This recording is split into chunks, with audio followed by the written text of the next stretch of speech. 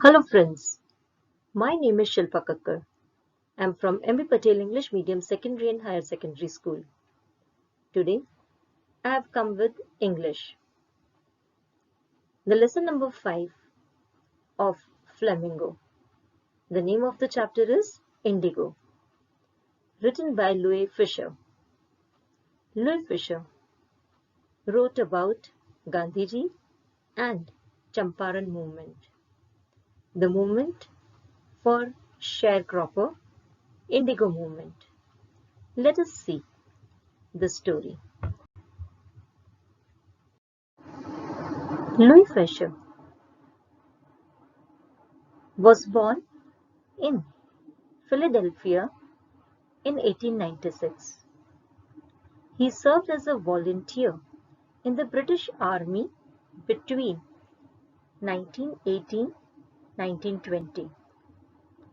Fisher made a career as a journalist and wrote for the New York Times, the Saturday Review, and for European and Asian publications.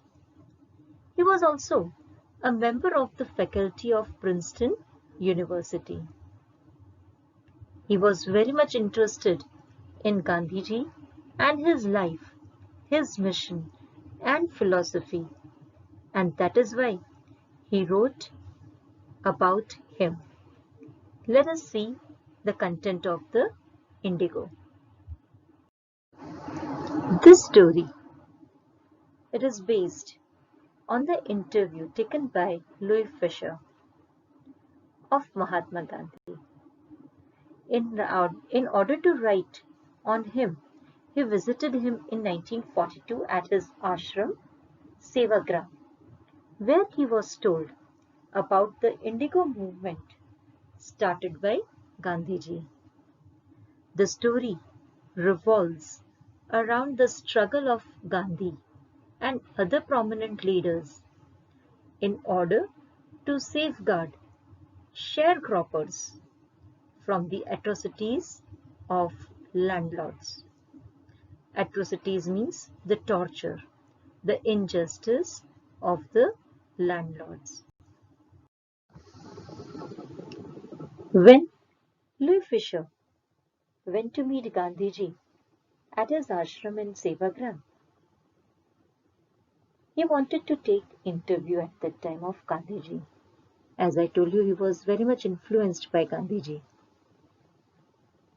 At that time, Gandhiji recalled one of the incidences from 1917.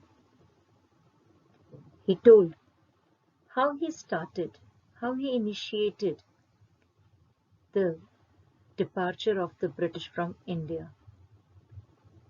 He recalled the incidents of Champaran, of sharecroppers.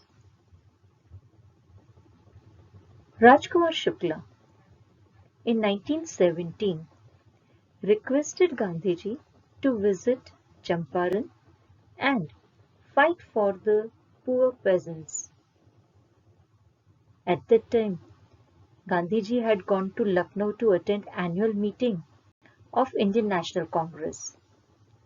Shukla told him that he had come from Champaran to seek his help in order to safeguard the interest of the sharecroppers. Gandhiji told him that he was very busy, but Shukla did not leave him. He followed him. He accompanied him to various places because he knew if Gandhiji will agree to his request, then the sharecroppers will definitely get the justice. So he did not leave Gandhiji. He went with him wherever he had gone for meeting. Lastly, Gandhiji consented to visit Champaran to help him to know the problems and to find the solution of the sharecroppers. Rajkumar Shukla's firm decision impressed Gandhiji, and he promised also that he would visit Calcutta at a particular date, and then Shukla could come and take him along to Champaran. As promised, Shukla went to Calcutta to receive Gandhiji. He met him there, and both of them by train went to Patna. Gandhiji went to lawyer Rajendra Prasad. As he was not much known over there, people did not know him. The situation was quite different at that time, because people had heard about Gandhi, but they did not know who was he. Gandhi went to Rajendra Prasad's house and they waited for him. In order to grab complete knowledge of the situation, he reached Muzaffarpur on 15th April 1917. There, J.B. Kriplani, the professor, and his students welcomed Gandhiji. Gandhiji was very much surprised to see the immense support for an advocate of home rule like him. He also met some lawyers who were already handling cases of sharecroppers. As per the contract, 15% of the peasants' land holding was to be reserved for the cultivation of indigo, the crop of which was given to the landlord as rent. This system was very oppressive because they cannot go and grow anything else in that 15% of that land except indigo. So they were actually at loss, and for that only they were fighting. But poor peasants did not had that much of courage to raise voice against the landlords. They needed just the support, and Gandhiji went there to support them.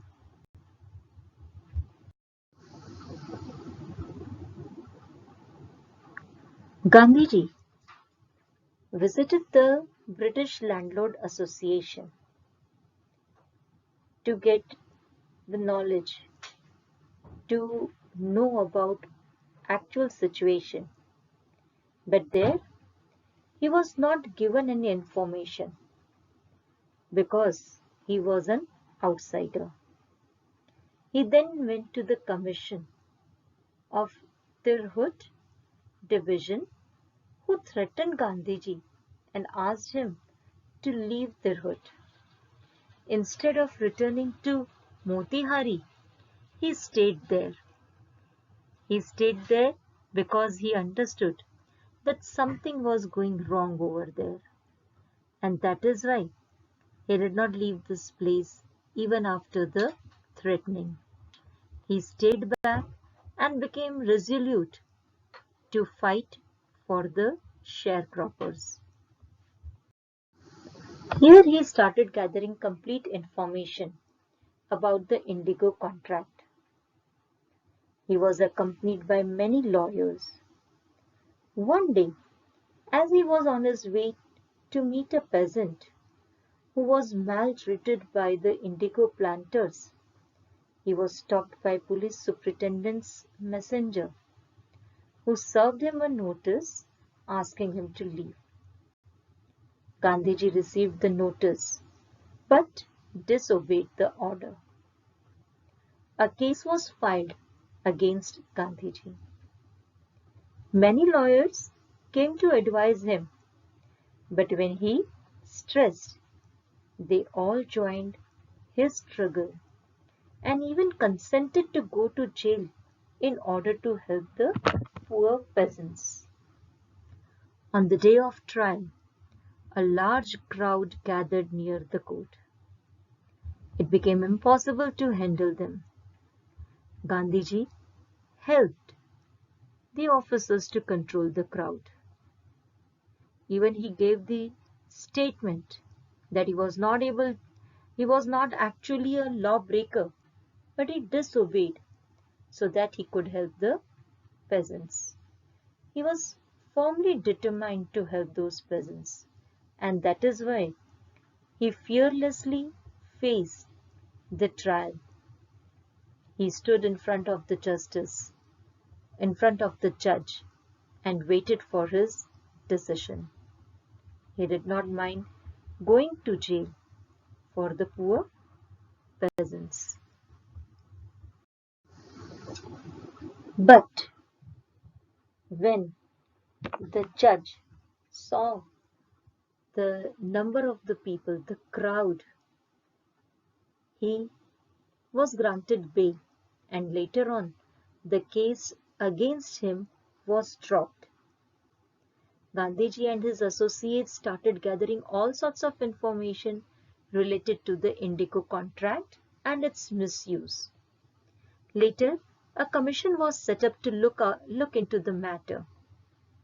After inquiry was conducted, the planters were found guilty and were asked to pay back to the peasants. Expecting refusal, they offered to pay only 25% of the amount which the peasants had paid to those planters, to those landlords. They thought that they will not accept this amount. But Gandhiji accepted this too, because he wanted to free the sharecroppers from the binding of the Indigo contract. Later on, he stayed there. When he looked at the pitiable condition of the farmers over there, the farmers, the family of the farmers were living in a very bad condition. He tried to know about the situation over there. And there he opened 6 schools in Champaran villages, and volunteers like Mahadev Desai, Narhari Parikh and his son Devdas taught them. Not only Gandhiji, but Kasturba joined, the wife of Gandhi. She used to teach the ladies about the personal hygiene. Both of them came to fight against the landlords, but they thought that it is very important to make them aware about cleanliness, about hygiene. They need to study, and that is why both of them started this work of teaching and personal hygiene to all the villagers. They themselves went to their huts, their cottages, and gave them the instructions, taught them how to maintain personal hygiene. Later on, with the help of volunteer, doctor he provided medical facilities to the natives of Champaran and tried to make their life a bit better. 3 medicines were available at that time.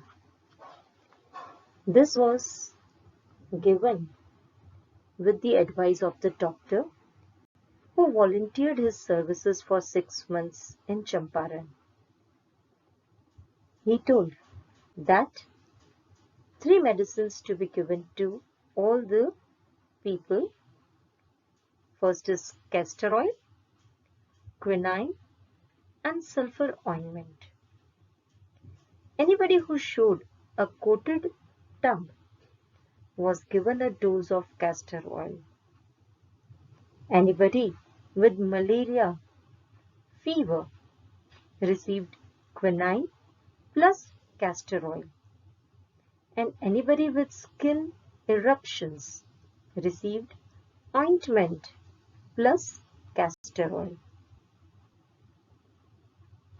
In the same way, when Gandhiji noticed the filthy state of women's clothes, he asked Kasturba to talk to them about it. There, she came across many problems during their stay in Champaran. Gandhiji kept a long distance watch on the ashram. He sent instructions regularly by mail and asked for the financial accounts also. In this way, he helped the people of Champaran. The Champaran episode was a turning point in Gandhiji's life. He said that what he did was very extraordinary thing. He said, I declared that the British could not order me about in my own country. This shows his confidence. This shows his fearlessness.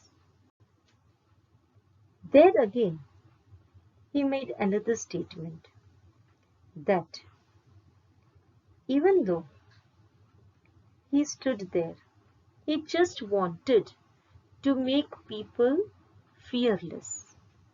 Because of the fear, people were not able to oppose the wrong things. There, he taught the people to be self-reliant so that they would not depend on others. A peacemaker, Andrews wanted to volunteer at Champaran Ashram, but Gandhiji refused him as he wanted Indians to learn the lesson of self-reliance. Gandhiji told the writer that it was Champaran's incident that made him think that he did not need the British's advice while he was in his own country. This shows his firm decision to drive Britishers out of India. Students, these are the few questions related to the text. For answering them properly, you have to read the text. For better understanding, read the text and clarify the doubts.